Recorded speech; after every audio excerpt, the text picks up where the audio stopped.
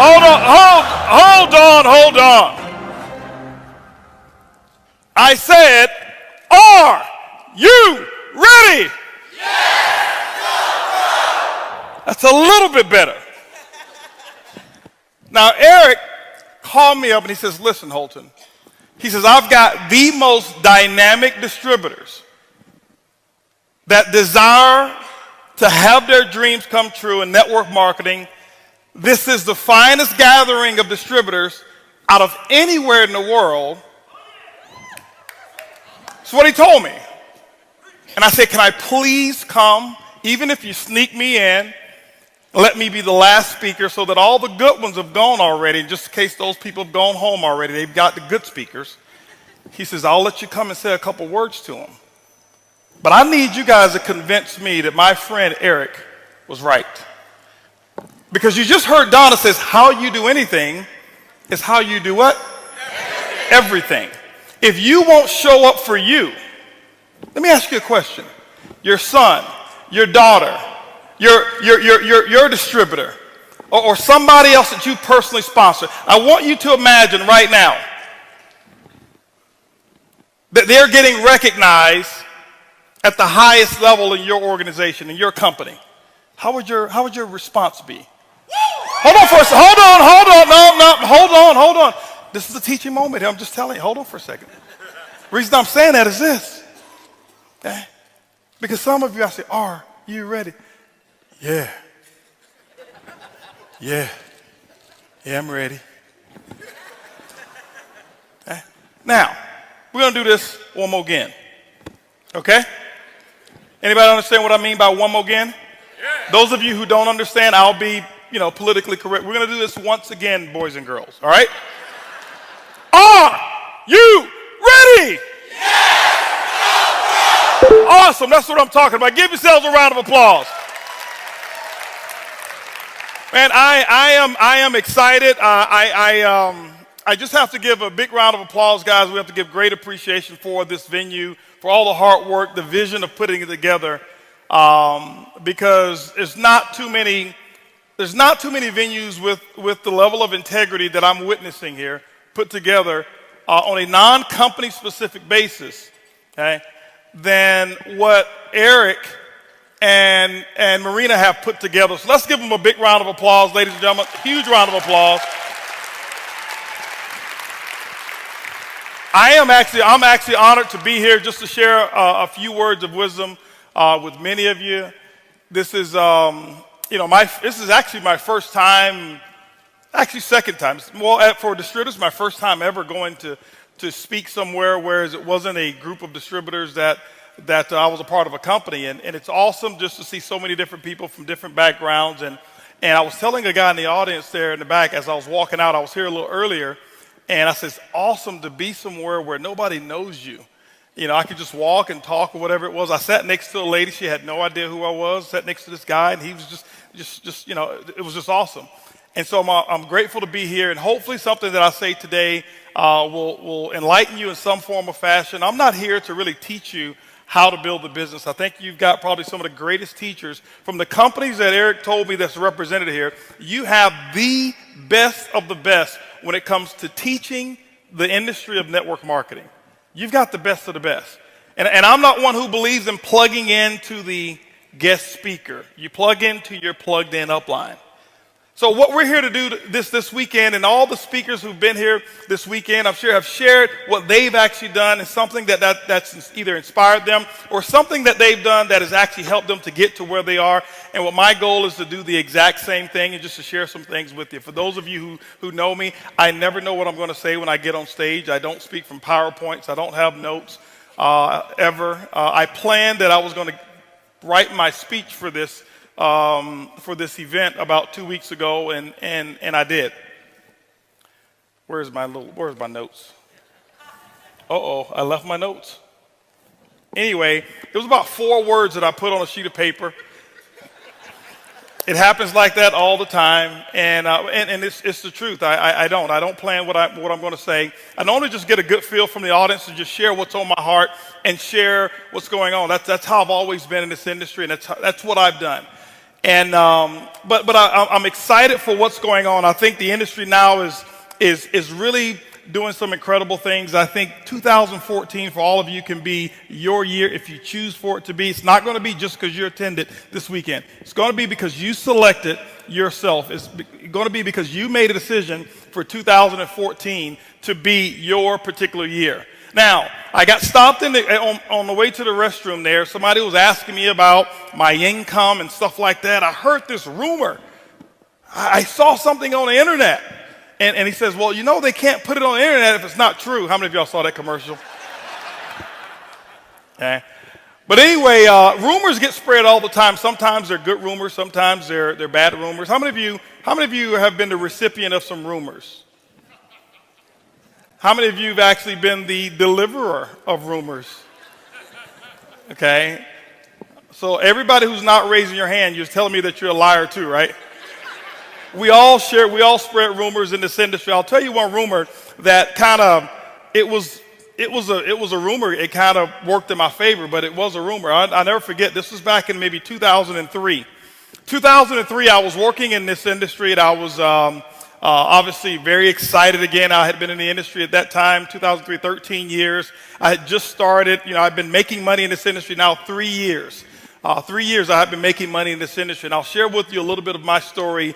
You know, it took me a little while. You know, most people look and say, right, man, you're overnight success. I am. It took me actually somewhere about 18 years to be overnight success, okay?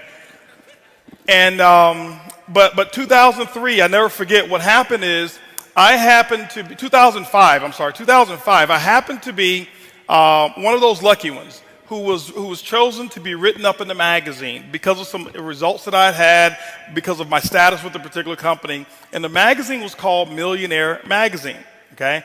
How many of you would read a magazine called Millionaire magazine?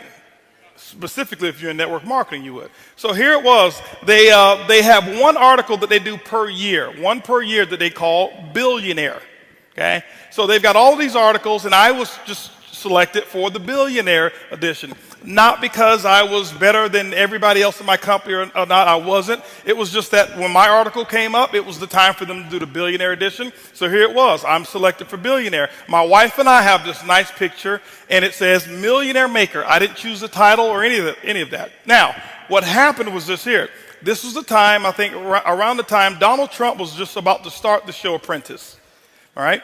And so there was kind of this debate as to who was going to go on the cover of the magazine, okay? Donald Trump or me, okay? And because I know he was starting his show and I didn't want him to be embarrassed by being somewhere in the middle, I said, Donald, go ahead and take the cover, no problem whatsoever, and he did. He took the cover. So here he is. He's on the cover of this magazine, Billionaire magazine. They've got Donald Trump on the cover, and somewhere back in there, they've got Holton and Buggs in there, and here's how rumors get started. I'll never forget, I had a lady in my organization. She was a very good friend of mine, and she asked me about would I get on a conference call and talk to a group of hers that was in the Bahamas. I said, sure, I'll do it. So I get on the phone. I said, Kim, yeah, no problem. I'll get on the phone. And I'll never forget, she had maybe about 15 distributors on the phone call. Now, I'm on the phone call talking to them, excited. They're excited and everything. And then they asked me one question. They said, well, Mr. Buggs, would you be willing to come to the Bahamas to do a presentation? I said, let me think about it. Yes, I'll come. It's the Bahamas, all right? So as I think about it, and then I ask them, how many people will you guys put together in a room if I choose to come? They say, well, we're going to put together 200 people. Now, how many of you have ever been lied to? You're going to do a meeting. They tell you that they know the president, they know the Secretary of State, they know everybody, right? And when you get there, it's different. So I'm expecting 50. They said 200. My expectations are 50. I'm managing my expectations. So, but what had happened was this magazine came out. So Kim, this is what she did. I'll never forget, she took a copy of this magazine cover, color copy of the front of the magazine. And then she took my one-page article and she made another copy of it. She put them together, went to wherever, Kinko's, FedEx, whatever it's called now, and she made one little flyer. All right? So you didn't know who was the cover. You flip it over, I'm on the cover. Right? It's only 2 pages anyway. So this is what she did. She took that and she sent that along with a DVD of some presentation I had never seen. By the way, don't do that. Check with your upline before you ever send something that they've never seen. But she sent the DVD that I had never seen along with this one little flyer over to the Bahamas. Here it is. I get to the Bahamas. This is how rumors get started and how they'll mess your entire organization up. All right? So I go over to the Bahamas. I'm all excited. Why? Because I'm ready to get through this presentation to go to the, to the sandy beaches and do all this kind of stuff and chill with my pineapple drink and all of this stuff. And so I'm at the top of the hotel, and it's about time for me to come on down. I come on down. And I come down, I'm all dressed up, and I've got my, I'm ready. I'm ready to take on these 20, 25 people that's showing up, all right? Because I had already kind of, 50 I was expecting. I'm like, it's the Bahamas. I don't know. I haven't talked to these people. They may have 25, 20, but it doesn't matter. I'm going to give my best presentation ever, and then I'm going to the beach. So here it is. I come downstairs, or coming down the escalator, and as I get to the bottom or the top of the escalator, I'm looking down, and it's this huge crowd of people in this one particular ballroom. They had multiple rooms, and I knew my room was on the other side. So I go down, and I see all of these people, a sea of people at the base of the escalator. And I'm like, okay, what's going on here? What's going on? Why are all these? I'm thinking, I need to go and see whoever's speaking here if they can get a crowd like this. I need to see them, right? And so I go down and I walk down, and I'm going through the crowd, and people are pushing and shoving and pushing and shoving. And I heard they closed the doors and says, hold on, we can't let any more people in. And I'm like, man, I want to get in and see who's in, right? And so what happened is I see this late, and there's all this commotion, people going back and forth, they're shouting and screaming and all this stuff. And see, Bahamas is one of those countries that when I go, I blend in. So nobody really knew who I was, if you know what I'm talking about. All right? All right, so what happens, I get down and I'm like, what's going on here? I'm going to my room. I'm trying to get to my room. What's going on? What's going on? What's going on? And this lady, she looked at me. She said, you haven't heard. I'm like, no, I haven't heard. I'm thinking, I don't know what's going on. I'm wondering what's happening, She said, you haven't heard, sir? I'm like, no, I haven't heard. What do you mean? What's going on? She reached into her purse. And I got a little shaky when she reached into her purse, right? She reached into her purse, and she grabs the flyer, and she says, look, the first black billionaire from Houston, Texas has come to the Bahamas to do a meeting. And I'm like, hold on for a second. See, the rumor got out that I was a billionaire in the Bahamas. 1,700 people showed up because of a rumor. See, it has nothing to do with whether it's a rumor or not. They were fired up. They were excited. Okay? That's why I had you do it over again. Because how you do anything is how you do everything. And I never forget, ladies and gentlemen, I went into that room, and 1,700 people, they turned away 800 plus people. Very first meeting that I had ever done in the Bahamas. Okay? And this was back in, like I said, 2005. But rumors start all the time. Rumors spread all the time. And I'll never forget, leaving there, and I was all excited, and I was hoping that it would happen again everywhere else that I went. But I couldn't start the rumor as good as they started the rumor. But anyway, I want to talk to you about, if there's anything that I would call what I'm going to talk to you about today is, I guess I would call it the domino effect. I'm going to talk to you about the domino effect. Because people always ask me, things about how do I get to how did I make what I make, or how did I become successful in this industry of networking? And I used to get these questions all the time, and I'll share with you one little caveat here. Before I joined my current company, I've been with my current company 5 years. I've been doing this industry for 23 years, started when I was 3. And, but before I joined, I used to have people ask me all the time because I had some success. I'd actually become a $1 million earner before in network marketing. And people would ask me, what would you do if you had a chance to do it all over again? And my answer was, this is what my answer was. It wasn't it was my answer. It was for me. It wasn't for anybody else. I never tried to impress anybody else. My answer was, I would believe much bigger, much sooner. Ladies and gentlemen, what I have found is this: 23 years of doing this industry, and I don't know it all. I can't tell you I'm the sharpest in this industry. I am not one of the sharpest. I don't know as much of the stuff as some of the people who've spoken here, but I do know a few things. And I'm going to talk about just those few things that I do know, a few things that I have mastered. I am not the best at it, but I'm telling you, I am excellent when it comes to a couple of few things that I'm going to talk to you about.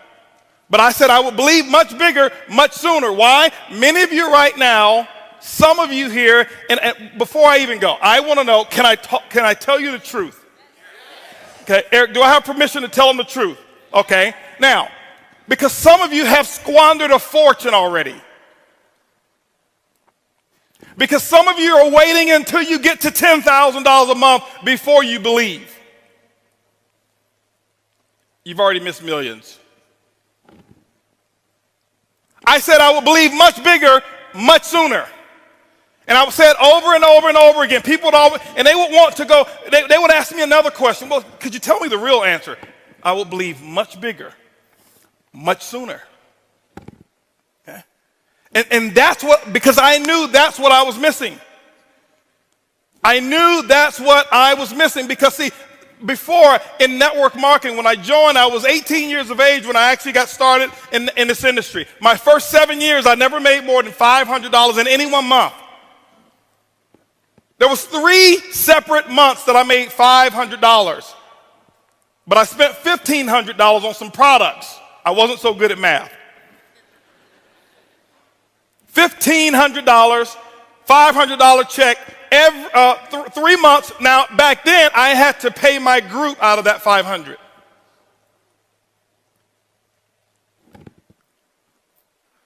I had a group in 7 years that never totaled 50 people. I'm not talking all 50 in at one time. I'm talking, I averaged about 7 new people joining my company, my organization, per year for the first 7 years. And I never knew that I was failing. I never felt like, like I was losing. I maintain excitement. I never have missed an event that I qualified to attend in 23 years. Outside of tonight, I'm actually missing my company's Christmas party. Okay? 23 years. I have never missed an event because I stayed engaged. But what happened was I realized why I wasn't making any money. It wasn't the company. It wasn't that I needed to do another company. It wasn't any of that I needed a new upline. I realized much later that issue was me. I realized that issue was it was a product of things that I had seen, product of things that I had heard, product of things that I had actually witnessed. See, I realized that I had been messed up. I realized that I had been sold a bill of goods, and somebody had actually messed with this head of mine, and it caused me to fail. Okay? And I'll never forget, as a matter of fact, I had a mentor, and I recommend you get a mentor. I had a mentor when I was pretty young, and this is the person, this is why I say you've got to be careful who you listen to. You've got to be very careful who you listen to. But my mentor messed me up. I had to change. I had no idea because they told me a bunch of lies. And I'm listening and I'm following and I'm thinking that they really, really know what they're talking about. And I'm going down one path and I'm getting results that I don't want. But I was plugged into this mentor. As a matter of fact, 5 years ago when I first joined my company, I called up every single person that was in my telephone. This is the first time. Remember, it's 18 years now. 5 years ago was 18 years that I've been in the industry. This was the very first time I had called every single name that I could actually get a hold of. If your name was in my phone book, I called it. And this is the other thing that I did. If your name was in my phone book and I didn't call it, I deleted your number. This is why. I'm going to give you another one, guys. Because I didn't want to carry around negative relationships of people that I didn't want, so I deleted their number. If your number didn't exist, it was in my phone, and I didn't want you in my business, delete. Because remember, this is what happened. I now have a chance. Remember, the advice that I would give to everybody else, I would think much bigger, much faster. I said this for years and years and years and years and years, and here I am 5 years ago in a transition state. Guess what? I now need to follow my own advice. I must think much bigger right now. I've got to think much bigger before I even sign the application. And I did. I made sure I got 2 years of mental experience before I put my name on the application. And I did that process in 11 days. 11 days of me pre-launch and pre-thinking and doing all of the stuff. 2 years of experience, 2 years of planning. I had planned out my future before I even signed the application, because I said, I'm going to think much bigger, much faster. I'm going to do some things that I'd never done before. And I called every single person, and the first person that I called was my mentor. I didn't even know that it was that person. I'm just making phone calls. I'm excited. I'm fired up. I'm making phone calls. I'm calling every single person that I know. And I never forget, this is how that phone call went. And my dream, your dream sometimes can almost get snatched away from you if you're not careful. Pick up the phone, didn't know it was my mentor on the other end. And this is what I'm saying here. I'm saying, and I'm, hello, blah, blah, blah, this is Holton, and I'm asking them a little qualifying question. And the first thing that they came back with, is this Holton? With that type of tone. Is this Holton? Yeah, this is Holton. Are you calling me about another one of those things? Yeah, I'm just trying to talk. I've got a new, listen, I don't want to hear about your new nothing. You've called me several times about these things. I've lost money in the first one. I lost money in the second one. The third one was illegal. This one's probably illegal. You're probably going to go to jail. You're going to lose all your friends and family and all of that kind of stuff. Matter of fact, don't call me no more about your MLM because I really don't even like you. And I'm like, Mom, I just want you to just try. I just want you to be a customer.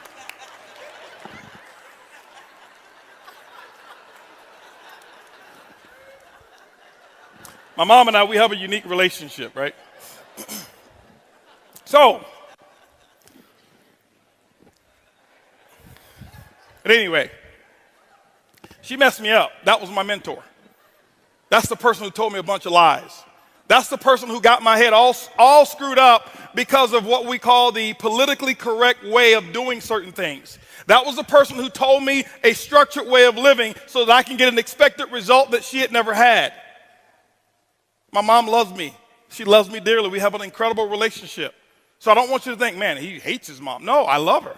I just speak the truth. I tell it like it is. But my mom, she prepared me for failure. My mom never made more than $1,300 a month in her entire life. How she's going to teach me how to be a millionaire? But I was listening to her. As a matter of fact, she messed me up pretty big time. How many of you in here are messed up right now? Raise your hands if you're messed up. If you didn't raise your hands, that lets me further know how messed up you are, because you don't even know you're messed up. You think you're the deal, right? No, I'm not messed up. No. My mom's got a college degree, all right? But this is what happened. Let me give you an example here real quick, all right? I'm going to share something with you, okay? And I'm going to share with you why I ended up 7 years, never more than $500 a month. And then I'll share with you how over the last 5 years I've had the results that you heard Curtis just talk about. Now, I am not as good as my results are. I am not that guy. Okay. Some of you may think I am. You may, oh, this guy, he was born with MLM. No.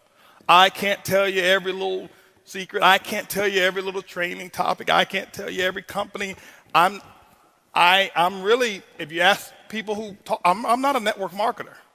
I'm not embarrassed. I love our industry. That's why I'm here. I'm a businessman. I happen to use network marketing as a platform to create wealth. I'm a businessman first. Network marketers, you know what they do? They look for other network marketers. They look for other people who've got network marketers to build their group because they don't go out and do it themselves. I'm a businessman. I understand that this industry has the most incredible aspect of leverage to create wealth that I've ever seen before. So I am a business thing. I'm a businessman. Okay? But my mom, she set me up for failure. She used to tell me some things that, just to share with you. Some of you in here probably know my mom. Raise your hands if you know my mom. So only a few people here, 3 or 4 people know my mom. Some of you have been having some secret conversations with my mom because you're messed up too. She used to tell me the secrets to success. Now, I don't understand why she would just whisper these secrets to success. How many of you had your mom before they should just whisper things in your ear? Why would she whisper them? I'm like, Mom, who's going to find out? It's not like it's a test or anything, right? But she would tell me some things. As a matter of fact, I'm going to reveal some of the things my mom used to tell me when I was a little boy that she probably told you, and you've been messing around talking to my mom. I can prove it to you. As a matter of fact, I'm going to say some things, and I promise you, you will finish my sentences. Even if you try to hold back with all the restraint that you want to, you're going to finish them because it's so wrapped up in your subconscious mind. My mom got you. First lie she ever told me, son, listen, if you ever want to be successful, go to school, get a good education so you can get a good job. How many of y'all know that's the biggest lie that's ever been told in America? I'm not here downing jobs. I'm just up on opportunity. Okay? So those of you who have a job, you should be very thankful that you at least have one, and specifically with the way the economy has been. But you never get rich on your job. You get rich when you build your business. She also told me, she says, Holton, listen, she says, watch out for those get rich quick. On your way to success, make sure you play it. Money can't buy.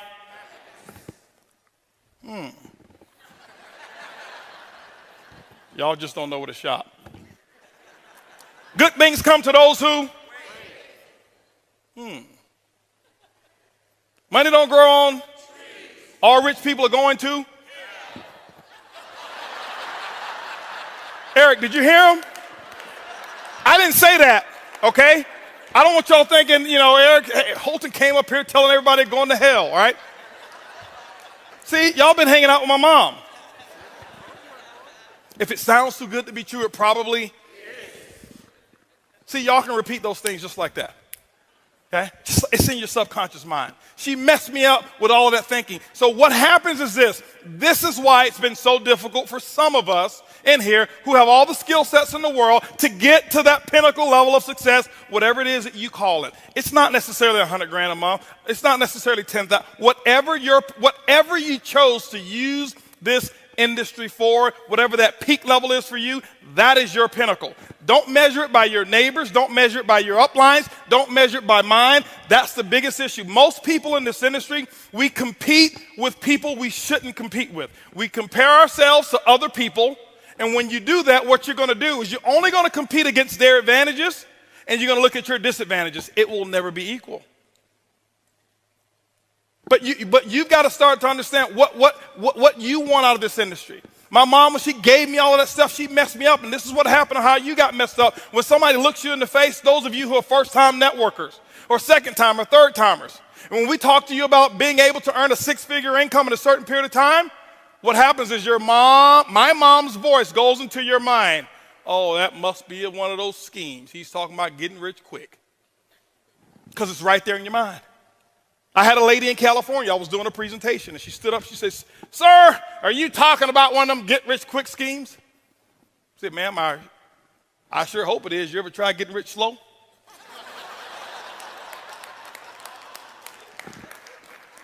But she messed me up. Okay? Mom messed me up. The domino effect started with mom. Mom messed me up. She started telling me all of these things. She got my head all messed up. She's got my head prepared to work for somebody else. She's telling me how great of an employee I can be and how I need to study so I can be this wonderful employee, because she had never, ever experienced the field of entrepreneurial, experience being an entrepreneur. She had never experienced that before. And so here it is. She's giving me the best that she's got, but she messed me up. And so here I was. I'm in a company that now depends on how I think. And I'm using $1,300 a month thinking, because that's what my mom made. Okay? That's what she made. She used to always tell me, son, make sure you go get your education. That's something they can never take from you. I'm like, Mom, who want to take it? And why? Why? When I look back on the stuff that she used to say, I'm like, you don't want to get a house that big because there might be somebody else in there living with you and you don't even know it.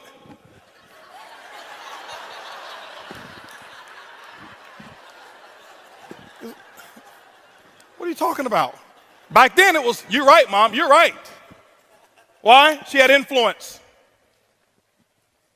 So ladies and gentlemen, the domino effect started with the people that have an influence in your life. It may be your mom, it may be your dad, it may be your sister, your brother, it may be your pastor, it may be your coworker, it may be your best friend, it may be your husband, it may be your wife. I don't know who it is, but it starts with someone. You've got to be able to take inventory and recognize and identify who am I patterning my thinking after? I was patterning my thinking after my mom. I was patterning my thinking after a few of my professors. When I got to school, I was the first person in my family to go to college. And I'll never forget, I used to take some engineering classes. And when I was in engineering classes, my professors, because I started network marketing, and I had already sold that, I'd already professed, I am not going to be an engineer. I was just getting through that stuff because I knew I was going to be an entrepreneur. Once I went to that meeting and I saw all of those people and they're dressed up, and they talking about I'm a retired pharmacist and retired this and retired that, and I'm like, nobody's ever told me about this. I'm going to do this.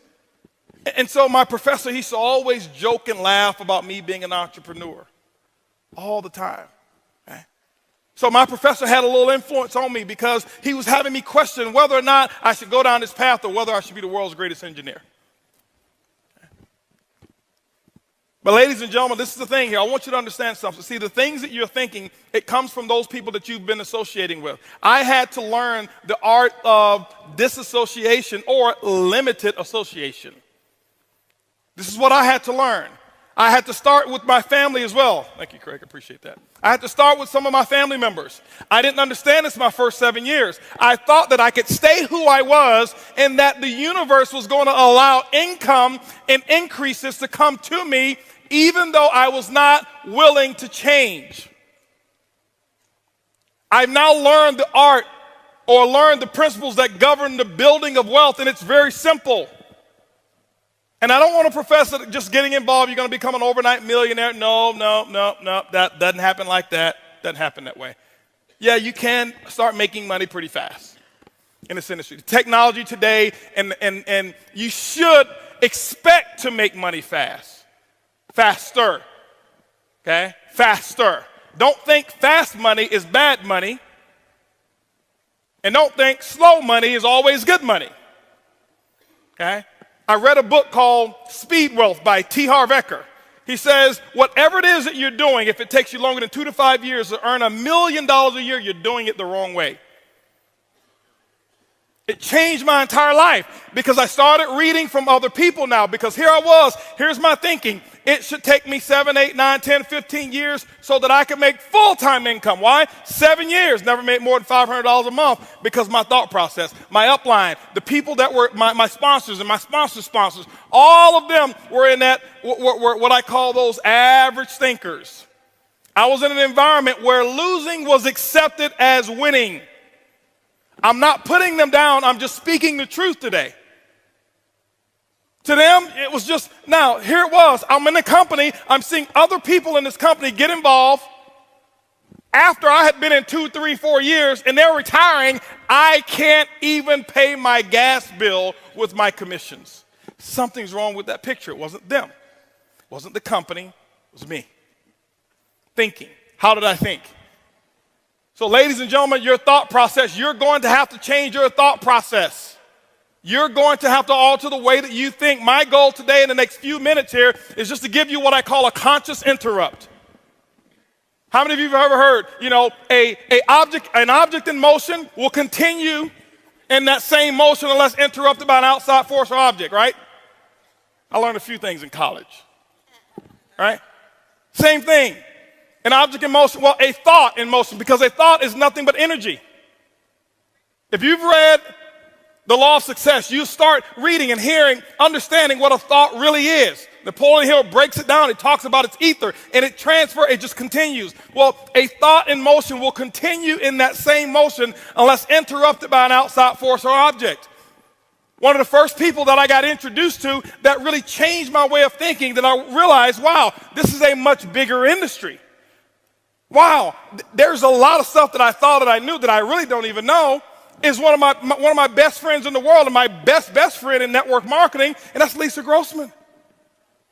I'm telling you, this lady here, she changed She probably doesn't remember. I remember we got on the telephone one that she had no idea who I was at the time. And I've got a group of my people on the phone. I'm listening to her and she's talking. And I'm like, this lady knows what she's talking about. And I had no idea, but I knew she knew. Okay? I knew that she knew. This is one of the people I trust. This is the only person in network marketing I trust with my bank account. She's never, ever, ever talked about money with me. Ever. She makes a lot. We've never had a discussion about it. It's always about other people. Always about helping the little person. Back then, you know who I was wanting to help? Me. I need to make me some money. I am the little people.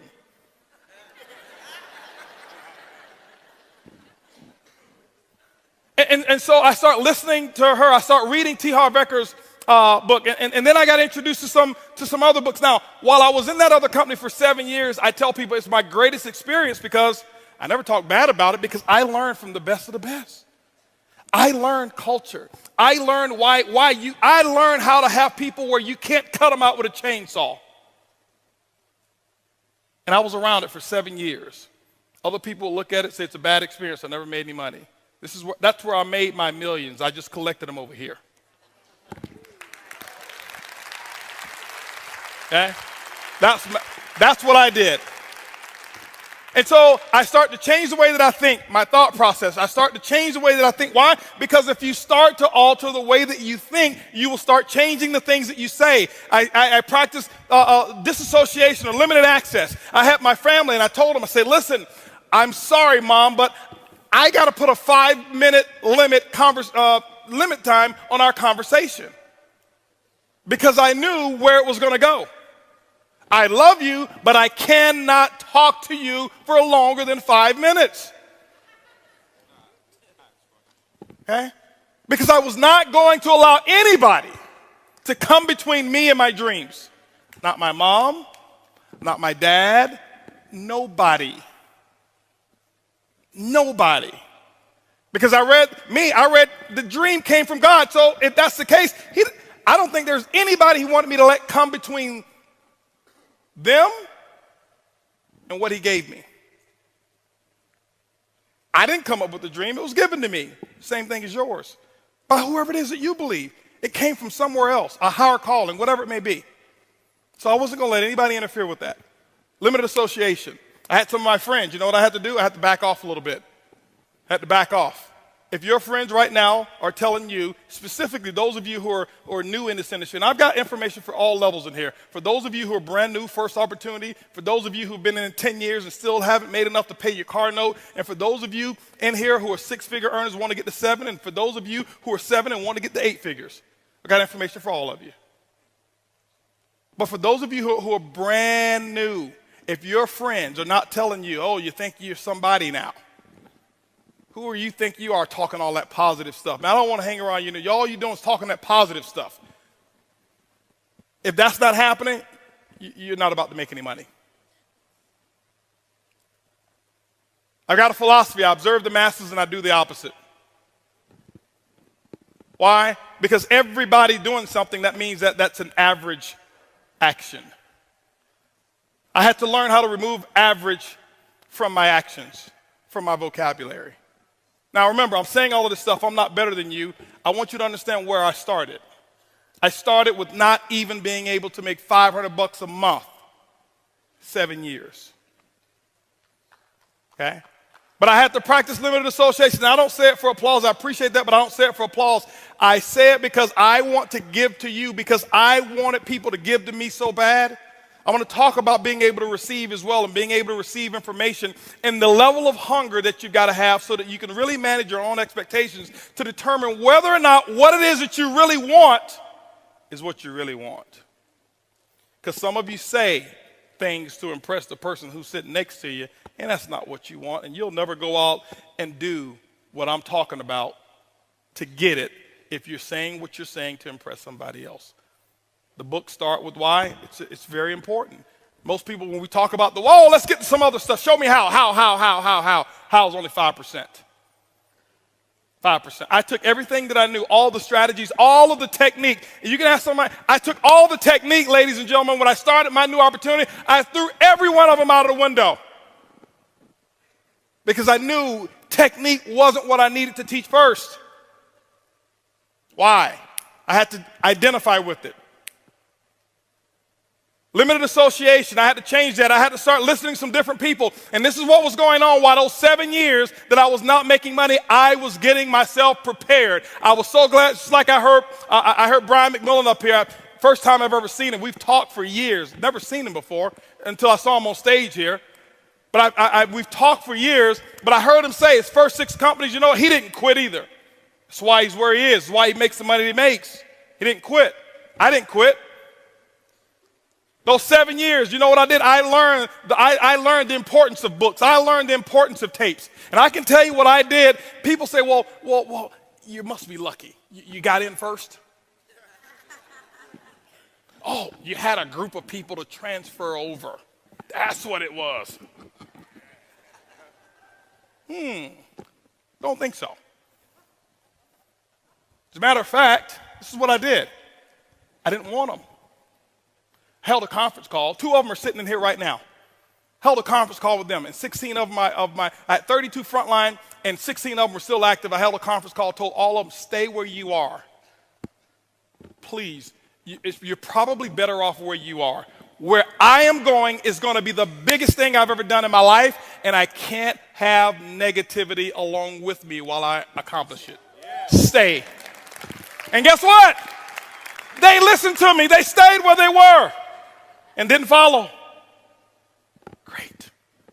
Until they start hearing. But limited association. But I learned the art of listening to tapes, and I learned the art of reading books, and I start getting into books, and I'm a slow reader. I don't like to read. I do it anyway, but I'm a very slow reader. I sit there, and I'm one of those ADD. I sit there, and I'm thinking about, you know, who's on my list, and it's 30 minutes later, and I'm still on the same page. And I used to get frustrated because I see all of these speed readers. Oh yeah, I read 3 books this week, and I'm like,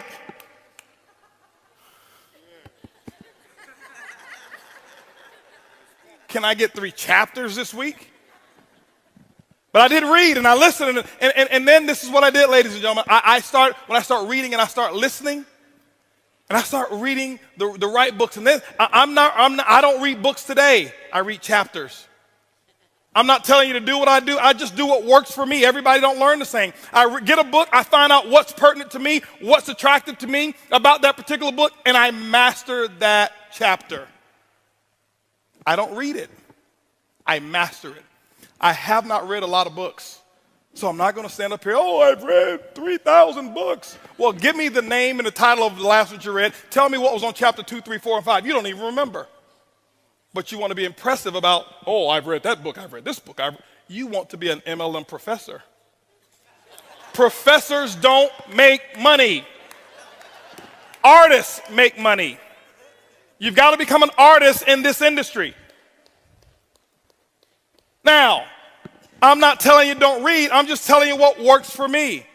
I never forget, I got the book, Think and Grow Rich. Here it was, because I used to be the shortcut guy. I want to take the shortcut. I'm going to take the shortcut. Why? That's what I had done all my life. I took shortcuts. I was a kid that didn't need to study in school. I could just listen, pay attention. I got it, take the test, but after the test was taken, I had forgotten everything that I had learned. I was a test taker. I did just enough to excel. Just enough, just enough. And how you do anything is how you do everything. And it caught up with me. 7 years, I never made any money. I had to pay my price. You're going to have to pay yours. I don't know what your price is going to be. But you got to figure it out and pay it. And you got to pay 10/10 of the price. Not 9/10.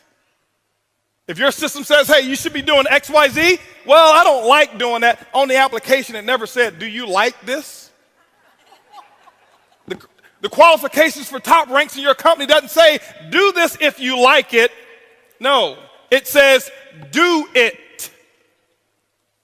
That's what I had to do. And I had to start listening, and this is what I did. I'm sharing with you guys right now where my secret comes from.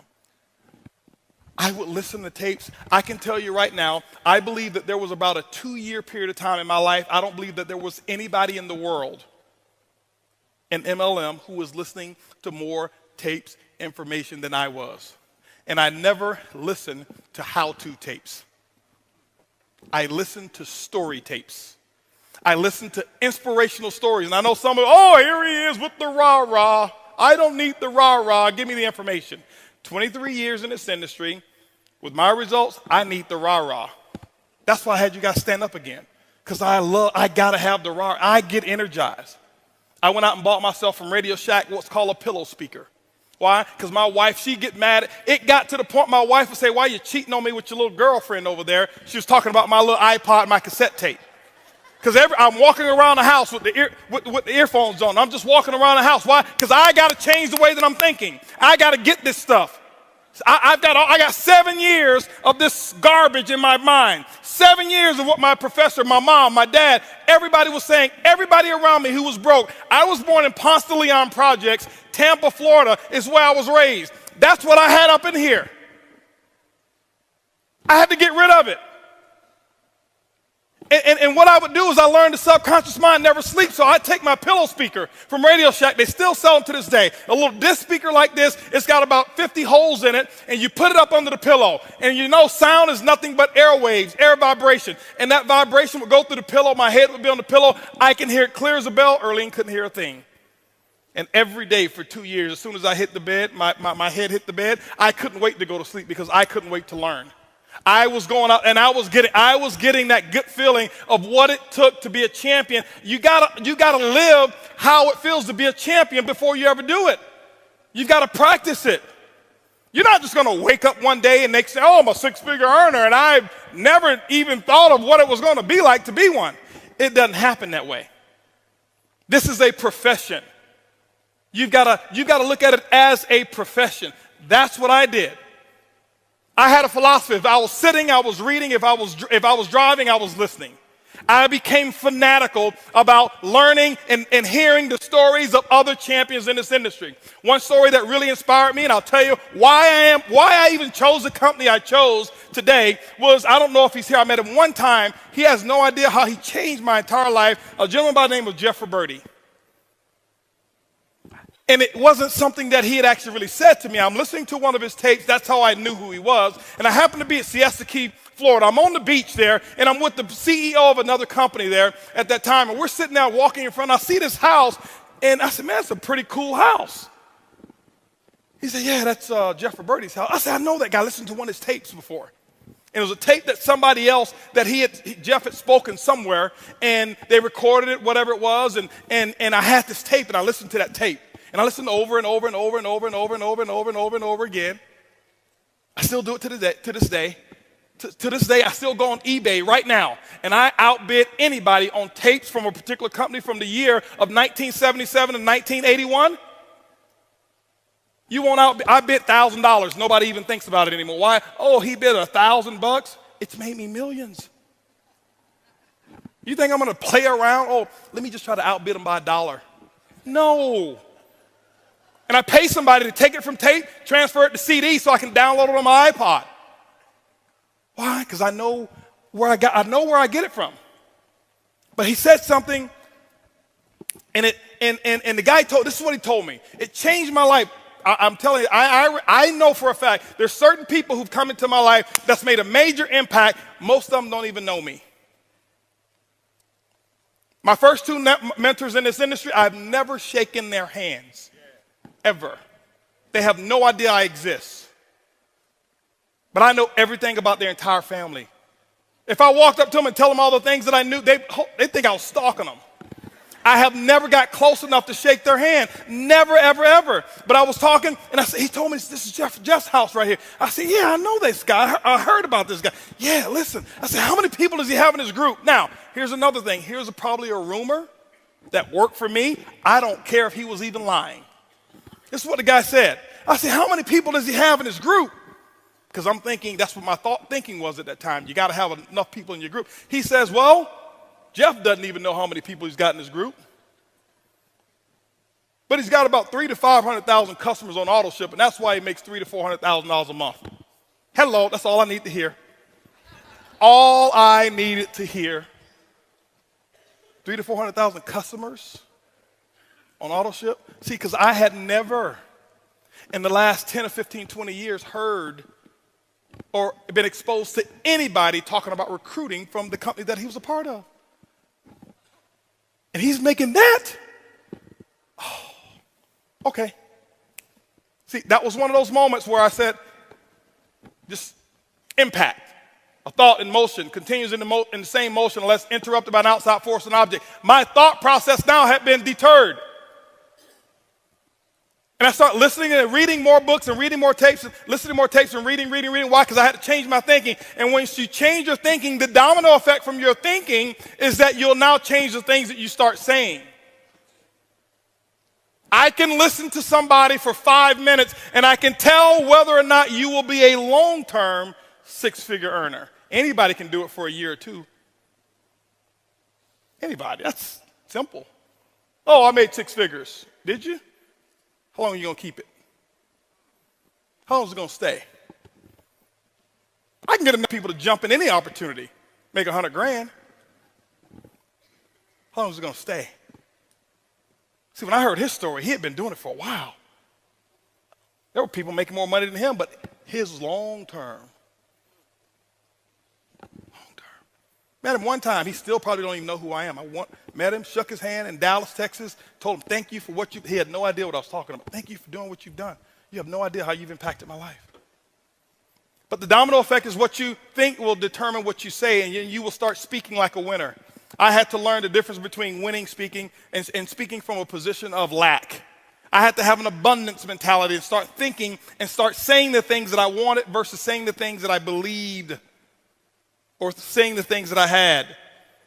Coming to the meeting this week? Well, I'm going to try. No, you're not going to win this year. I can tell right now. Man, why don't people show up for my meetings when I invite? Nope, you aren't there yet. Well, I invited 10, but only 8 showed up. You have no idea how you're succeeding, but you're not going to make it. Not right now. Not forever, just not right now. Right? Oh, well, you know what? Yeah, you know what? That company over there, our company is better, and this is why you should join because that company, I can tell you all the negative things about that company. You're not going to win long term. Ever. Because you're going to attract people who are just like you. You cannot win. That's one philosophy I have that I teach in our culture. Never, ever, never, ever, ever, ever say another negative thing about another company or another distributor. I don't care what they've done. I don't care what's happened. I see some people and it turns my stomach when a company's having issues and they get excited and they start going after that company's distributor. It turns my stomach. That's the reflection that you want our industry to have? Oh, they're weak, so you're going to go and attack? That's what you're going to do? No. I promise you guys, it doesn't come that way. I've tried that before. I'm not here to pot calling the kettle black. I'm telling you the dumb, stupid things that I used to do until I learned. I wanted see, there's a difference between short-term pleasure and long-term happiness. I wanted happiness. I've had short-term pleasure. I've gotten involved in companies and my first time ever making money in this industry, 90 days after I was in one company, I was at 20 grand a week. Wow, right? Lasted for 4 months. There's no wow now, is it? No. I wanted to do this one time. I wanted the dream that that this industry offers. So you can't go out there talking bad about everybody else and stuff like that. And oh, look at him. This is what he did, and this is what. No, you be strong enough for who you are. I'm telling you this, guys, because it's up to you guys in this room to campaign this. And if you want to, you can actually change the image of our industry if you wanted to. You can do it. I'm telling you. You can. Okay? And so I started changing the things that I was saying, and I start saying stuff now that sounded foreign to everybody else. My mom used to call me, or friends used to call me, hey, Holton, how's it going? It's incredible. Hold on, where'd you get that from? Because, you see, you call folks in my family, how you doing? Fair to middling. If I had your hand, I'd cut mine off. I'm doing all right. Yeah. That used to be me. Why? Because that's who I was around. Those were influential people in my life, so I did what they did. Right? Holton, you going to be at the meeting? Absolutely. I've already bought my ticket. I became an affirmative person. I start speaking the things that I want to speak. And then I bought another book. It's called What to Say When You Talk to Yourself, Dr. Shad Hemstetler. I bought the book. I downloaded the tape. I studied it. Didn't read the whole book. Because it would take me probably 4 years. I didn't have that type of time. So I got it, and I got what I needed to do, and I start writing my affirmations. I start writing them in first person, present tense, with emotion, and I start telling myself how much a winner I was. And I never forget, I used to be in my little 1993 Eagle Talon. It was two-tone, green and rust, real rust. Now, here I was in my Eagle Talon, and I'm listening to Dr. Shad Hemstetler, and what I had done is I recorded me talking to me. It's weird at first. I'm telling myself a pack of lies. I'm telling myself I'm awesome. I'm telling myself I'm $1 million a month earner. I'm telling myself all of these stuff. That was a bunch of pack of lies. And I'm sitting there at the car, and I'll never forget, here I am. I'm in this car. People thought I was crazy because I'm sitting there, and I'm just talking with emotion. I'm just talking, and I'm just talking. And there was no cell phones to my ear, no earpiece. I'm just talking. And they look at me.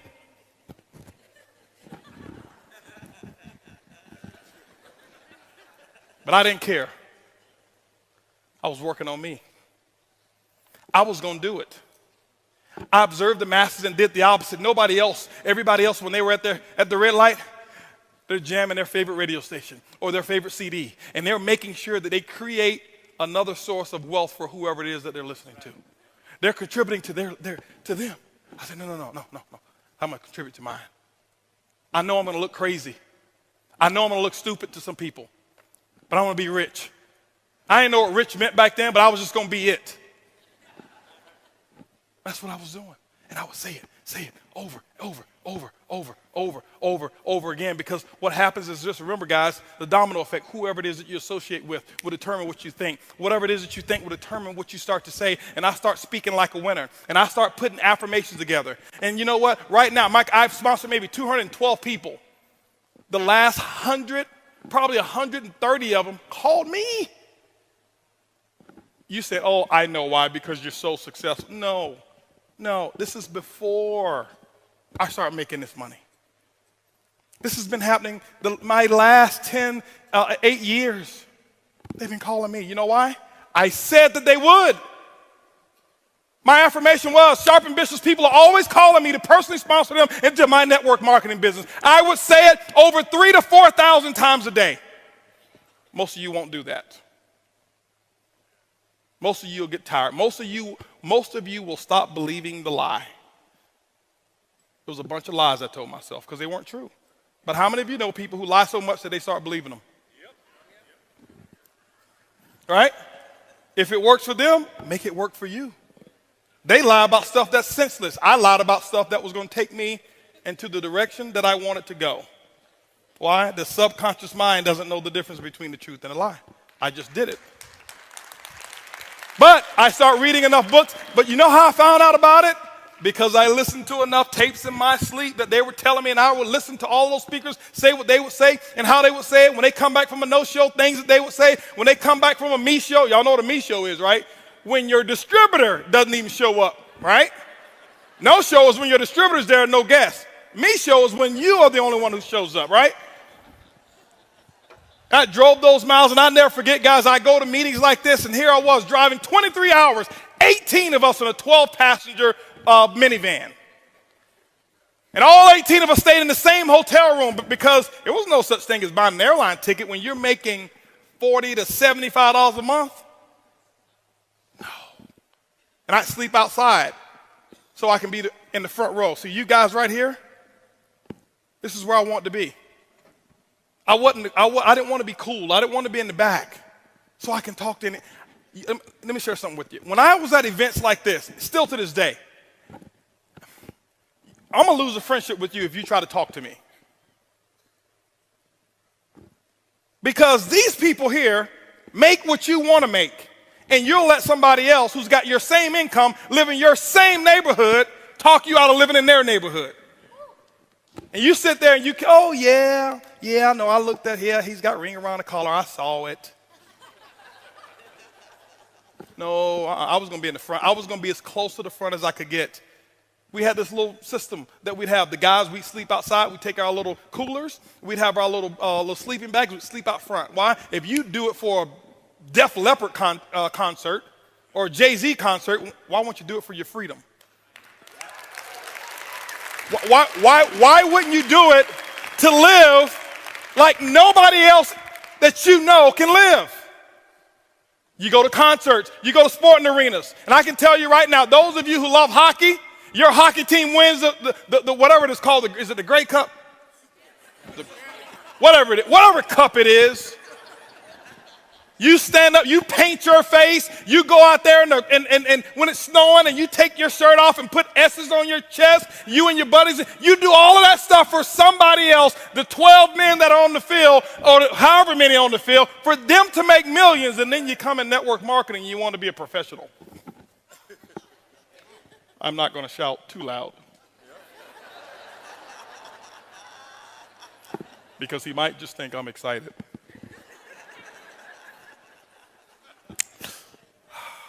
I observed the masses and I did the opposite. That used to be me. I cared so much about what other people said until I started looking at my bank account. And they didn't care about my bank account. But you got to start changing what you say. You got to start saying the things that you want. You got to start speaking it in advance. Ladies and gentlemen, those who know me, you ask Lisa, you ask Eric, I live in the future. I have trained myself so well. Right now, it's boring. This is boring. Today, not this event. The present is boring to me. I never live in the present anymore. It took me years to do it. I always live in the future. You can do the same thing. Remember, $500 a month, 7 years. Not more than 50 people in 7 years in my group. Changed my thought process. Changed the people I was around. It dominoed effect and changed my thought. Changed my thought process. I start saying some different things. I know I've got to be wrapping it up. They didn't have a time thing on me. I'm probably well over. No, you're not. Okay. All right. No problem. Now, but I want to be respectful. I want to be respectful for Eric. Okay. Wow. So I changed that stuff, and I start seeing small differences, not in my income. It didn't change. Income is not a measure of success. It's not. Or it's not the ultimate measure of success. It is one of those little check marks. You gotta be making some money now. I ain't getting this for friends. I'm good on friends. Okay? I need to make some money. You need to make some money too. And don't be embarrassed about wanting to make money. Y'all say I can be real. It really just turns me something. Why'd you get in? I just want to help people. Now, hold on, because I got a lot of helpers out here who really want to help people. And I'm not putting them down, but I just want to help people. Well, when's the last time you shared your product? Well, and you want to help people? How'd you get in? Well, I got a foundation that I want to support. How many people have you called on your list? Well, most of them, I don't think that they will want to do this. You got a foundation you want to support? Yeah? No, you got to change that. Stop allowing people to make you feel guilty about wanting to get rich. Trust me, I've been on both sides. I highly recommend the rich side. It comes highly recommended. I'm just letting you know, all right? I'm just telling you, it's okay. all right? But you got to change that stuff. You've got to become a walking, talking promotion machine to you. I was the Don King for Holton Buggs. I promoted me so, I was so awesome to me in my mind, I never told anybody else how awesome I was. Because they don't believe you anyway. I still to this day don't. Because to me, I got a few friends that I love getting back around. We call ourselves the Wolf Pack. It's 5 of us. These are my high school buddies. They never went out, made a lot of money. It was negative to me or whatever, but we get together maybe 2 times a year, limited association, 2 times a year, okay? You know why I love getting around them? Because I'm not Mr. Buggs to them. I'm Mr. Buggs to most people in my group, and I am, the MLM guru to a lot of folk. That's not who I am. I'm me. That's just who I am. And you've got to figure out who it is who do you want to be? See, when you get free, that's when you can become who you want to become.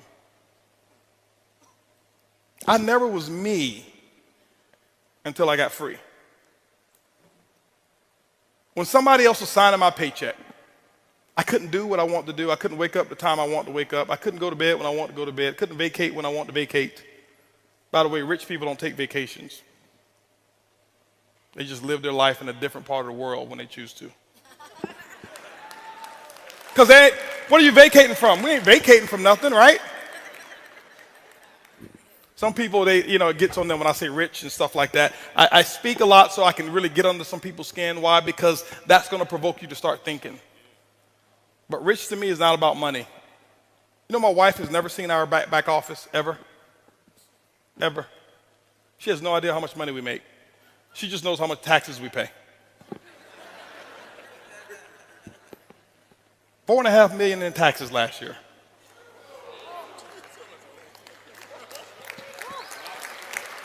But hold on, guess what?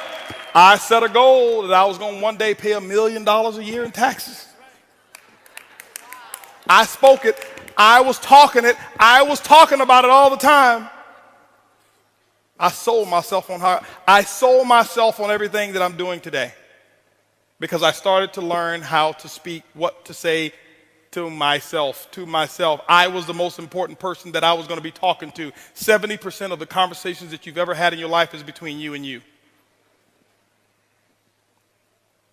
So guess what? If you're not getting your results, you talked yourself out of it. If I can talk myself out of it, I can talk myself into it. That's all I did. I don't have a fancy system, and I don't know much about the internet. And I think it's great, all the different methods, because people who've spoken up here, they've done it. I just don't know how to do it. I can barely check an email. My biggest secret? How many of y'all want to know what my biggest secret is? I'm going to tell you what my biggest secret is. What my secret system. You cannot out-friend me. See, nobody's writing that down because, but if I tell you 4 steps to recruiting, you write it all down. You can't out-friend me. I don't have a database of people. Never have. I've never had a listing of the people in my organization, ever. Don't need it. I never plan on calling them.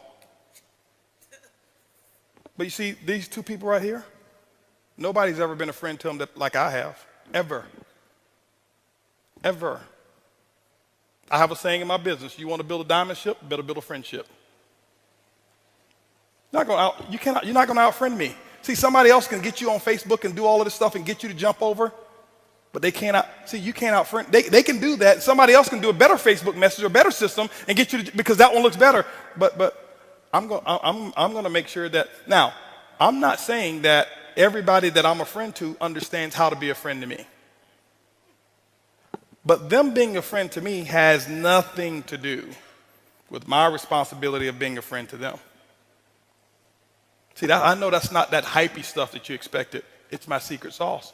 It's not a skill set. It's not a technique. I don't use it as a technique. It's real. It's the real deal. I'm going to make sure that if it ever comes to a decision of who gave the most, it's always going to be me who gave the most. I'm always going to tell them the truth even if they don't like it. I'm always going to be there and just do what I know I should do regardless of what they've done to me. Got two guys right here talked about me like a dog when I joined my current company. There were two on my call who stayed. When I remember I told everybody stay, those two stayed. He ain't gonna do it. I can't believe it. Now, before I was a hero. Now that I've chosen something else, he ain't gonna do it. It's gonna crash, it's gonna burn, it's whatever it was. I knew all the things that they were saying. It had nothing to do with me. As soon as my phone rang, he called me up. He says, hey man, we need to talk. Let's talk. And I've been a friend to him ever since. I learned that in that company I never made any money in. I got one of my best friends in this business. He was making about $500 a month when he joined my company. Right, $500 a month. And he's doing pretty well now. Okay. I know for a fact, you can write him a check for $20 million. No, let's just say 100. Because he makes $20 million every 4 years. So let's say 100. He ain't gonna budge. I know it for a fact. You know why? I never wanted his CV. I never wanted his volume. I never wanted his people. I just wanted to be friends with him and his wife. Let me ask you a question. Do you even know the names of the kids of your front line? Or you know their ID number and how to get into their back office to check their volume? I'm telling you right now how to build a dynasty. I'm telling you right now how to keep something strong. Hey, come on over here. Let me introduce you to my downline. I hope I'm not stepping on toes, but don't say that. Who wants to be the downline?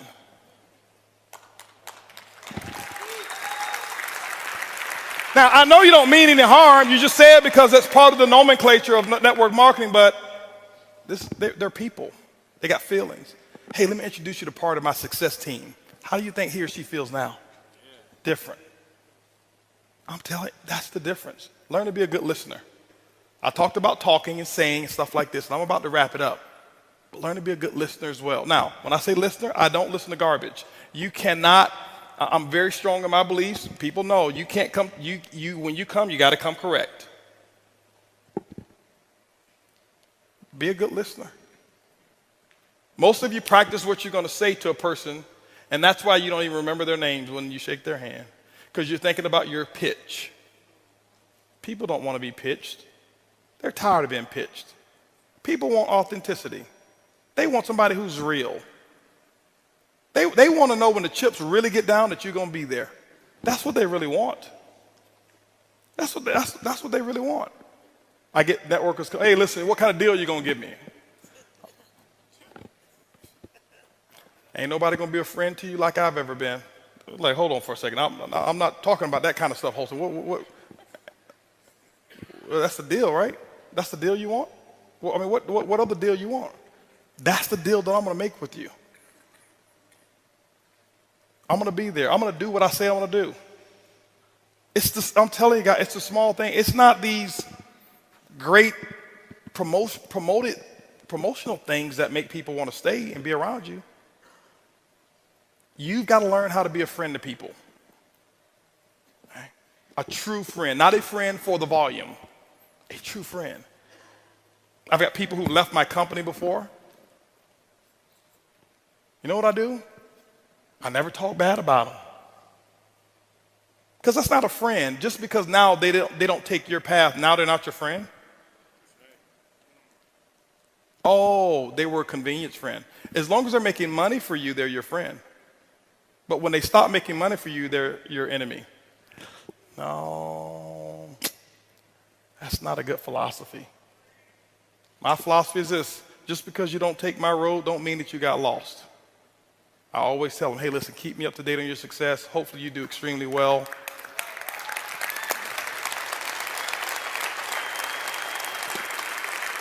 Yeah. It's the difference maker. But see, this is why, as Curtis mentioned to you, I started with non-networkers when I built my current company. Before, I was a networker guy. I started with people who don't understand the bad culture that I used to promote.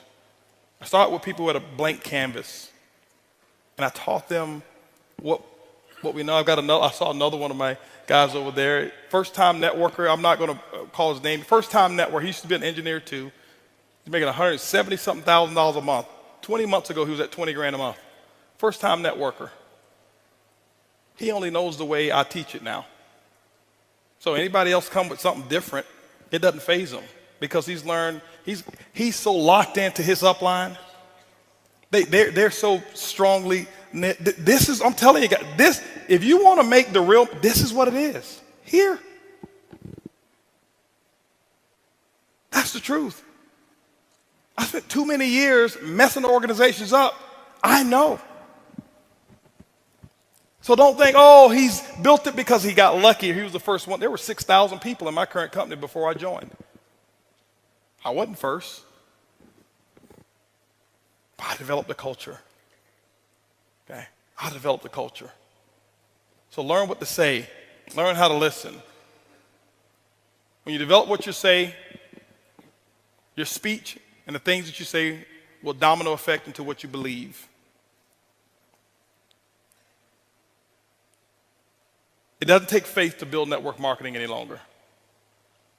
It may take faith to build in your company if nobody's ever done it. How many of you know the definition of faith? I've heard many different definitions. The substance of things hoped for, evidence of things not seen, right? The belief that what I cannot see will happen. Those are definitions of faith. How many of you have ever seen a $1 million earner in network marketing? Well, you have evidence, so you don't no longer need faith. Whoever did it first needed faith. All you need is belief. You don't need faith anymore. You just need belief. You got to believe that you can do it. And you start working on your belief. How do you work on your belief? All the things that I just said. The people you're around will determine the things that you think. The things that you think will determine the things that you say. The things that you say will determine what it is that you believe. See, I lied to myself so much about how much money I was going to make that I actually ended up believing it. I told Eric before, I said, listen, I don't need $1 million a month to live. I don't need that. In terms, well, put it this way, I need it. I don't need $1 million a month for my necessities. It's a whole different training when I talk about needs versus necessities, completely different. But I spoke it. I did it as a challenge. I was 35 years of age, and I said by the time I turned 40, on my 40th birthday, I will make $1 million a month. I will do it. Why? Because it needs to be done. I was listening to another tape by another gentleman who started talking about how to make quantum leaps in your network marketing business. I listened to it probably about 4,000 times again. Over and over and over and over and over and over and over again. Over and over. I listened to it over and over. And he started talking about all of this stuff. And he says, you know what, if you do this, not only will you can be a six-figure monthly earner, you can be a six-figure weekly earner. When he said that, I almost cried. I was like, weekly? Who can make six figures a week in this industry? But I start saying it. I listen to what he started talking, and I start saying it. I start saying it. I start saying it. I was saying it, and at the time, my income at one company at that time was between $70,000 and $82,000 a month. Stuff happened in that company, and now that company had some challenges, went out of business, and here I am. I'm at another company. My income now is all the way up to $2,000 a month. Me, the Holton Buggs, $2,000 a month. Yep, this is after I had already become $1 million earner. I'm at my lowest low income-wise. My team is hurting and my team is suffering. And I went into almost depression because it wasn't me. I had enough money put away. I wasn't worried. But my team, I'm watching foreclosure and repossession and it came to me, I got to make $1 million a month. Because I know if I do it, what the other people will be making when I do it. And I set the goal, and I put the goal down, and I start speaking it over and over and over and over and over and over and over and over. And I start thinking about it, saying it over and over and over and over again. I'm at $2,000 a month. I'm 35 years of age. I'm talking about $1 million a month? Quantum leap. At that time, I wasn't listening to that tape, but the tape was already in there, burnt in there. It's in there already. And I'm listening, and I'm listening, and I'm listening.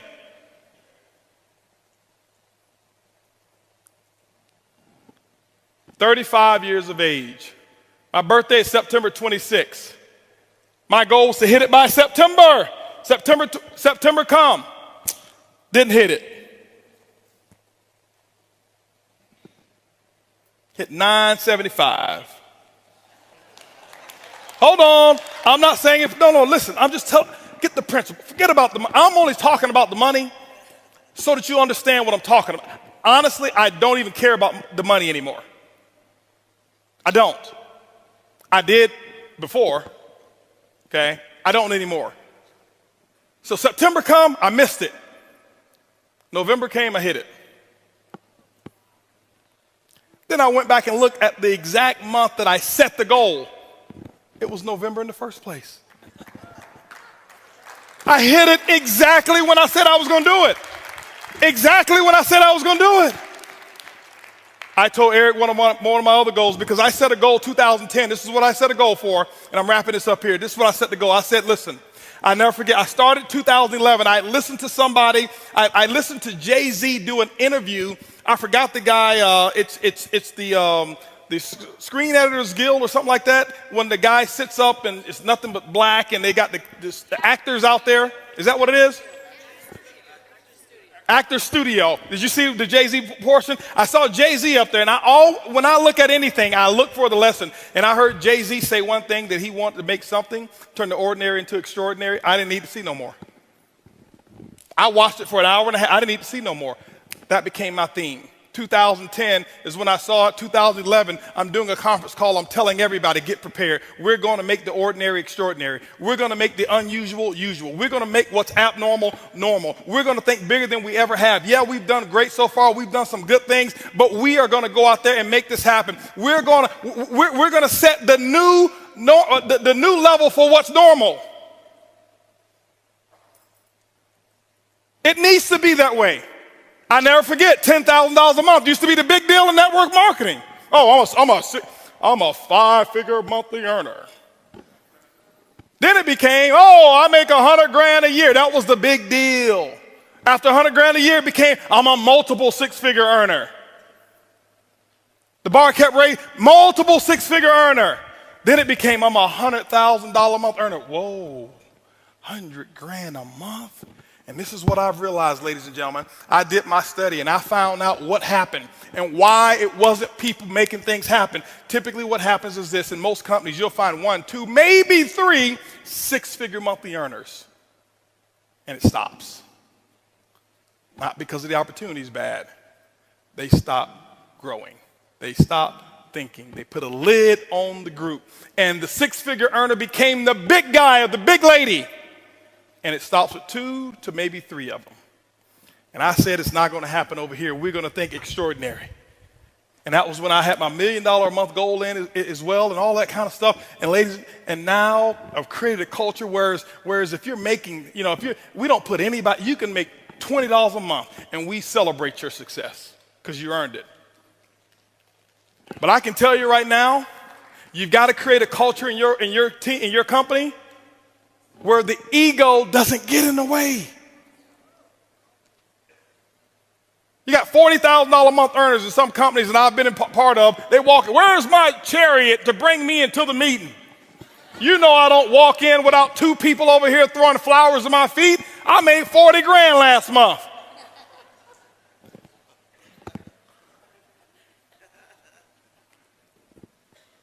We've created a culture. We've got people who are in our company making $150,000 a month. We come to some VIP meetings. We don't have enough seats, and we got $150,000 a month earners standing on the wall. Nobody even know who they are because they're grateful. They're not big shots. I'm not a big shot. I go to meetings. Every meeting I go to visit, you know what I do when I first get there? I'm telling you what you have to do. If you want to be a champion, shake the hand of the people who are out there serving. Right when I shake everybody's hand, and you know what I do? Reach into my wallet. or my pocket, and I pay my $5 or whatever the meeting cost is.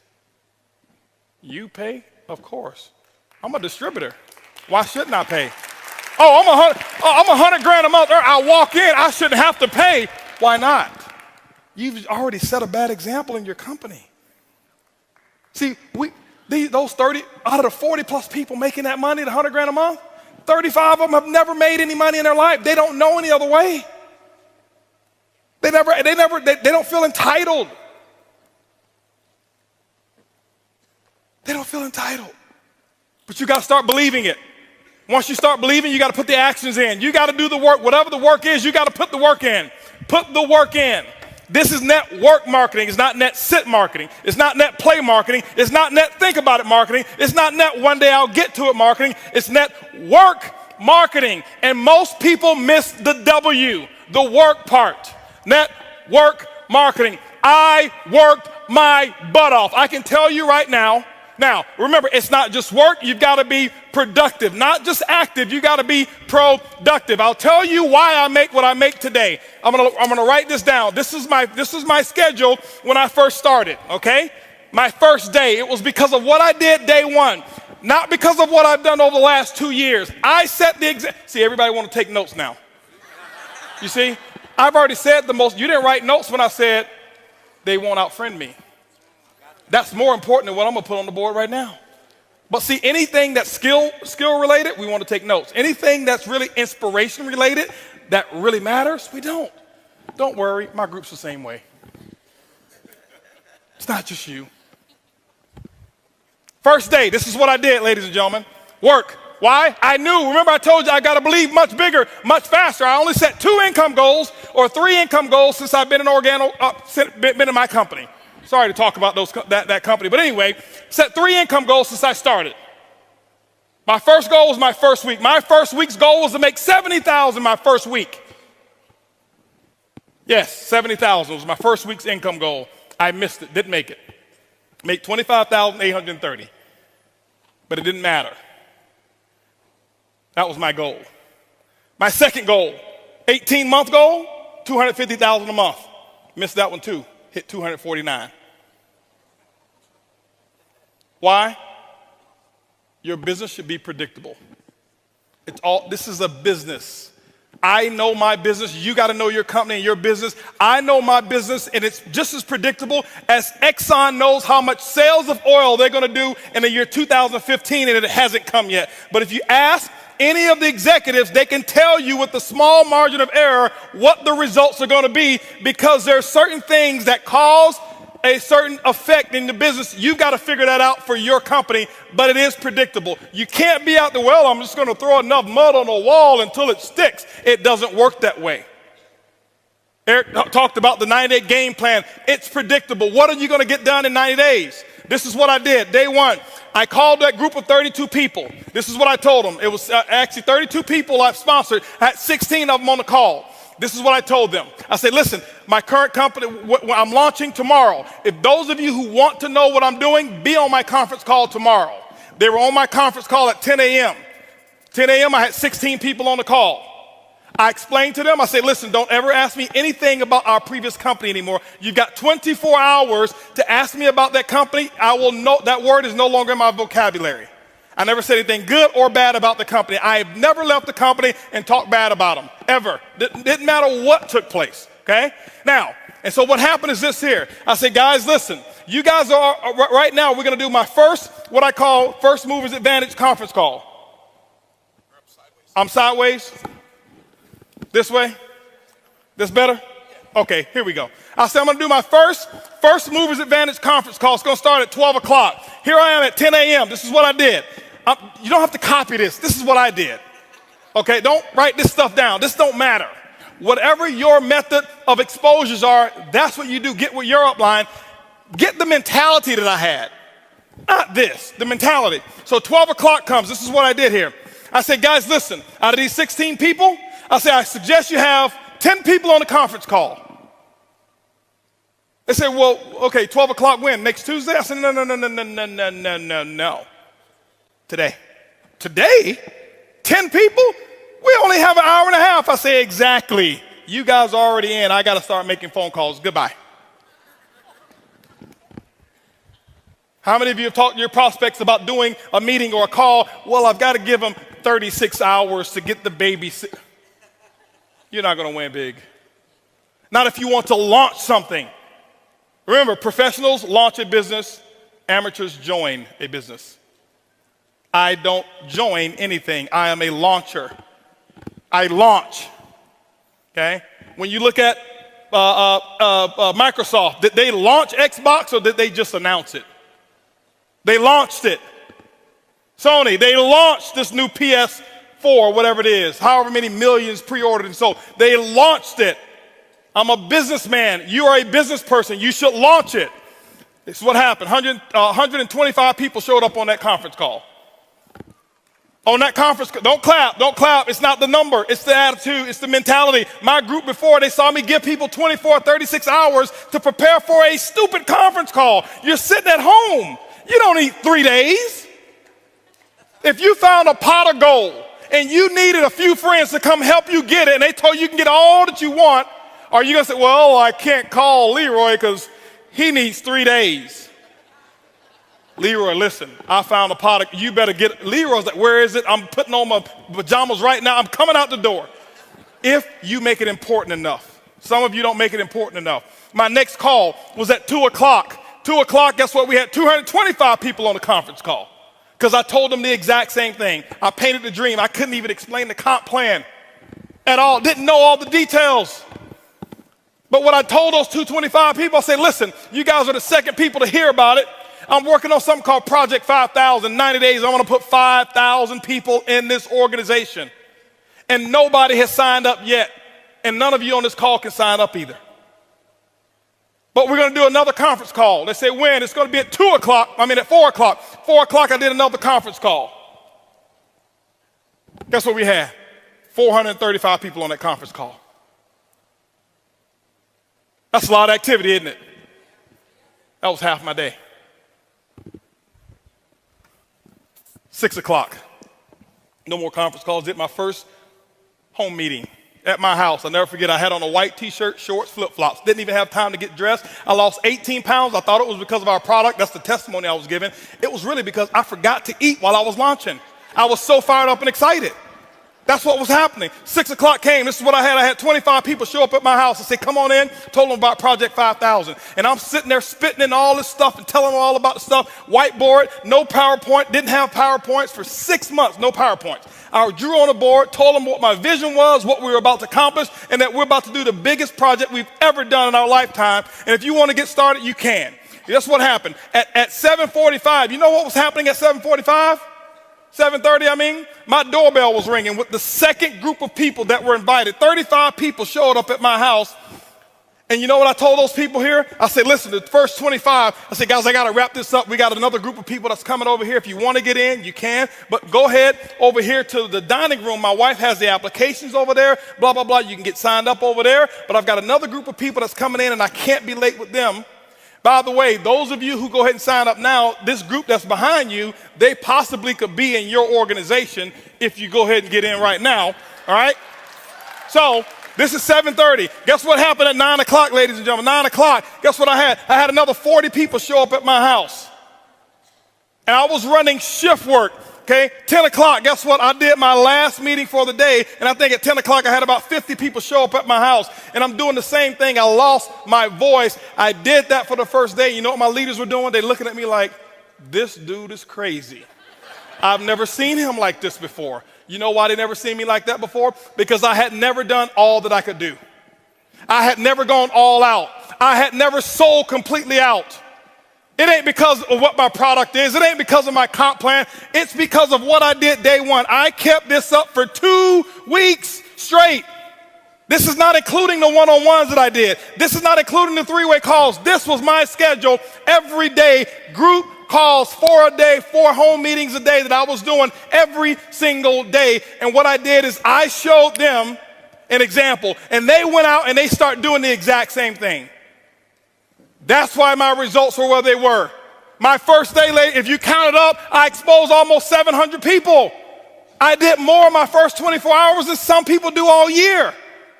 It's not because I do magic. It's because of what the math is. It's simple. You can do the same thing. It's not, okay, I got rich quick. I compress time frames. Compress time frames. This is the work. You do the action, and ladies and gentlemen, when you put the action in, whatever your action is, you find out what your mentor, your coach tells you need to do, and that's what you need to do. You put the work in, and don't give any excuses why you can't do it. Excuses don't work. Now, I know I may be a little too intense. I get excited when I talk about my dream. I get excited and passionate when I talk about what works and what's going on. That's just who I am. I don't apologize for it. But I don't want you to think some of you, that I'm yelling at you, because I don't know many of you in here. I don't want you to think he's yelling at me. Eric brought this crazy wild man on stage, and he was spitting and yelling, and he looked at me, and he was pointing at me. And no, I'm yelling in love. I love you. I want you to just do this thing, okay? That's what I want you to do, all right? And I promise you, your group, they will catch on. When you do the action, they will follow what you do. They won't listen to what you say. This is what I want you to do real quick. Real quick. I got 2 minutes, real quick. Everybody stand up real quick. I know your butt's been hurting around now. Real quick, stand up real quick. Stretch your arms all the way to the left, all the way to the right. Put your arms behind your back. Put them on your backside. Now pull your underwear out your butt. Wiggle around if you have to real quick, okay? Now I want you to stretch all the way up. Take your palm of your hands, and I want you to act like you're actually you're pushing up on the roof, on the ceiling. You're pushing up on the ceiling with the palm of your hand. Palm of your hand, pushing up on a stretch. You should feel it right here. You should feel it right here. Stretch, stretch, stretch. Take your left hand, put it behind your back. Now stretch real high with this hand here. Real high, real high. I want you to take this hand, the right hand. I want you to just close it up like this. Make a fist, okay? And stretch those muscles, stretch those muscles. This is a 2-minute drill here. Stretch those muscles. Now what I want you to do is I want you to do this right here. Stretch those 3 fingers by making an O like this, okay? Make an O like this. See that? Stretch. You should feel it right here, okay? Now this is what I want you to do. I want you to take that O. I want you to put it right here on your chin. I said your chin. See, people will do what you do, not what you say. They do what you do. I said chin just as clear as day, but you did what I did. That's not a 2-minute drill exercise. I just want to show you people do what you do. Sit down. Now, so you do that, and then you'll have the results. This is what the results are, ladies and gentlemen. The results are, some of you who are part-time, you will start being able to go to bed when you get tired of staying up. The results are you'll be able to wake up when you get tired of sleeping. See, those actions are going to produce the results. Then you'll be able to have what we call freedom. You'll be able to have retirement parties like we would have. I never forget being able to retire people and pick them up, take them with limousines and have roses and all kind of stuff in there. And the last time that they would ever look at an office building, because we retired them from this because of networking. You'll be able to go wherever it is that you want to go with your friends, and guess what? They can afford to pay for themselves. That was one of my goals. I just want to go somewhere where everybody else can afford to pay for it. That's the results. Okay? The results is, I tell you, if you do this the right way and if you operate on the right principles, you will have a better marriage. Network marketing ruined my marriage. No, it's not true. It was already bad from the beginning. Network marketing exposed the problems that you didn't fix. But when you do what I'm talking about, your marriage will become solid. You'll become a better father. My son, he's equipped because of this industry. That's my biggest result, not my money. My son, 16 years old, he is a tiger. He is off the hook. I'm telling you. The boy's sharp. Sharp. Why? Because he's seen mommy and daddy go out and do what they're supposed to do. Work ethic like crazy. Dream is huge. He's ready for the world. 2 years ago, he set a goal to make $100,000 for the summer. He came up short. He only made 60 and donated all 60 to the victims who had actually got hurt in the hurricanes over there in Tennessee and Alabama. The boy's bad. He was 14 years old. He says, Dad, I want to make $100,000 this summer. Think much bigger, much faster. See, to him, that's normal. It's normal. He was asking me about one of my guys. He says, "Is Uncle Ed? How much money did Uncle Ed make?" I said, "He made almost $2 million. What is he waiting on? That's all he made?"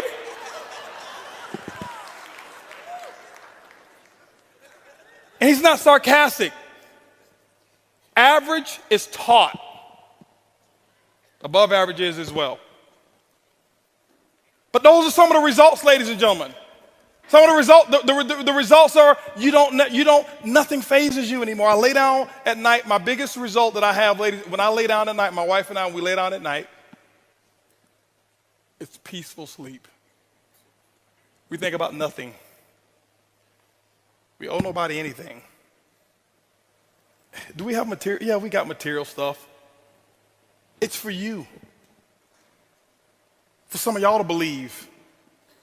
When I walked in here earlier with my jogging suit on, nobody even knew who I was. I got to come in blinged out for people. Oh, yeah, that must be him. I like nice stuff. That don't mean nothing to me. Here, right there in California, I never forget, was going to do a meeting. This is the real result. We're going to do a meeting. We bought a house in California for our Black Diamonds, okay? For people who want to come in and be able to just do little whatever it is, nice stuff. We just say, let's do it.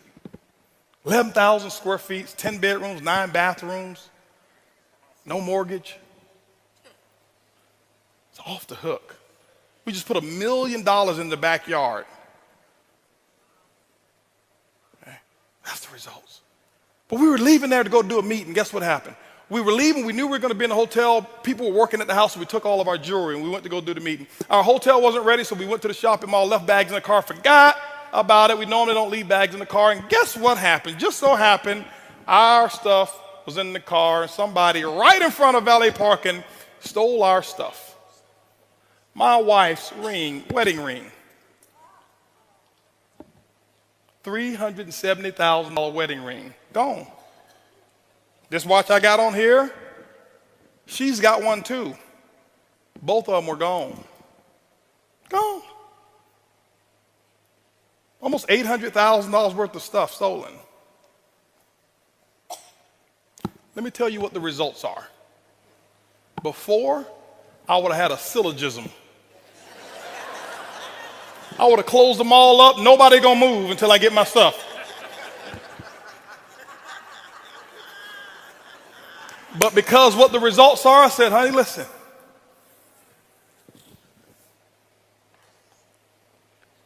We didn't have to encounter this.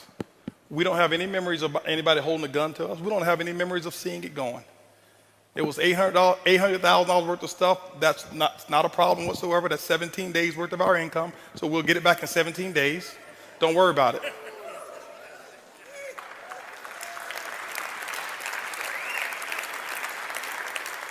Because now the focus is on more importance. Before, man, it's taking this jacket. There's gonna be some furniture moving around there. Those are the results. The results of being able to take that house and take my family, and I take about 30 people in my family, fly them up to for Christmas and stuff like that, and just spoil them. December is my month for me. Some of you, I'd love for you to join me in this. This is what I did. I started 8 years ago. December, I abstained from purchasing anything for myself. Nothing for me, nothing for Holton. Completely abstain. Can't buy me anything.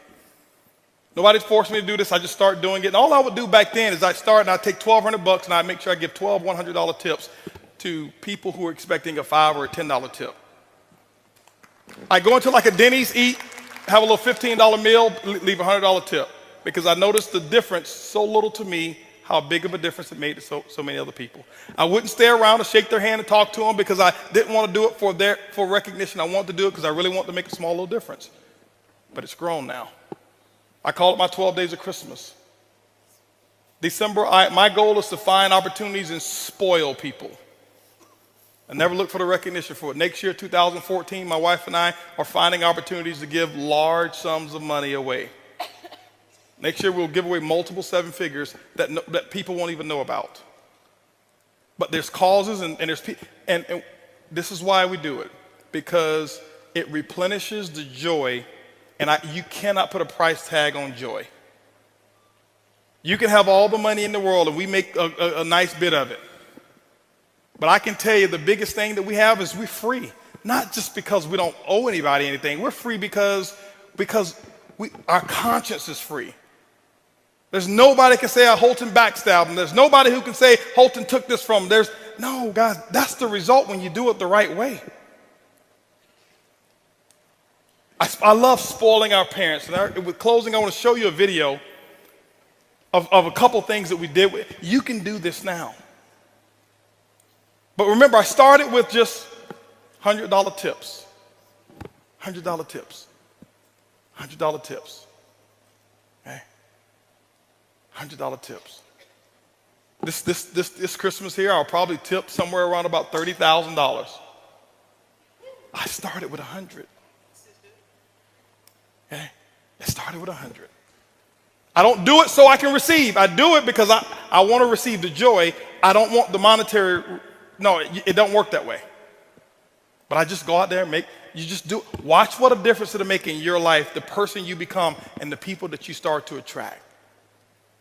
Thoughts determine, the domino effect is your speech. Your speech determines and domino effect your beliefs. Your beliefs domino affect your actions, and your actions domino affect your results. Let's roll this video here real quick as I end up. I always had a dream to buy my mom a house. She used to always tell me about this house, and she would visit it. And this house here, this was years ago. I went and bought this house for my mom. This was her dream house. She never knew. I wish I had the video for that one. It was the model house that she'd always go and visit. And one day I bought it, and I went and made a negotiation with the people. I bought that house and the lot next door, and I says, the only negotiation is this. I need to close today, and I need every piece of furniture the way she remembered it to stay in here. And it was just like this. And this is one of my results of being able to spoil my mom. And when she came there, she thought she was coming to visit the guest house again, and we had 75 people there, and said, no, this is yours. It's not the money. Some of you can do it right now, but I want you to see this here. This is my mother-in-law. We just did this in June. We just bought her her dream car. She had no idea what was going on, and she just, see, you can't buy this. They're our biggest cheerleaders and supporters. Open your back door, come on, here you go.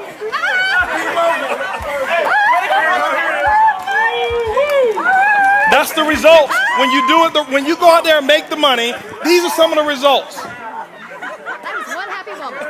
It could have been a four Taurus. I heard nobody that. I heard you officially. This is my dad. I just did this 2 weeks ago. He's coming out of the restaurant. We're coming out of Ruth Chris. He had no idea.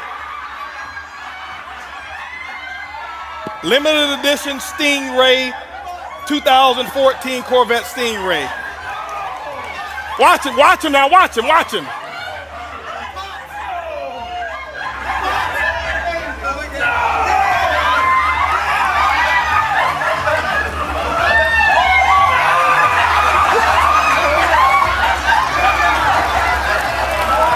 You can't buy that.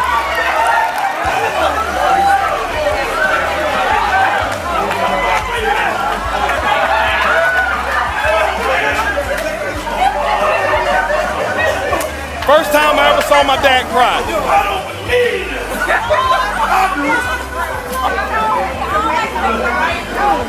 You know everything. Didn't know that. He still drives it with the thing in the window that says, "Happy birthday, Dad." Pops. Okay? Ladies and gentlemen, you go out there, make it happen. Those beliefs will determine actions. Those actions will give you the results. Eric, I want to thank you so much. Lisa, Curtis, thank you. I know I went over. Appreciate you guys.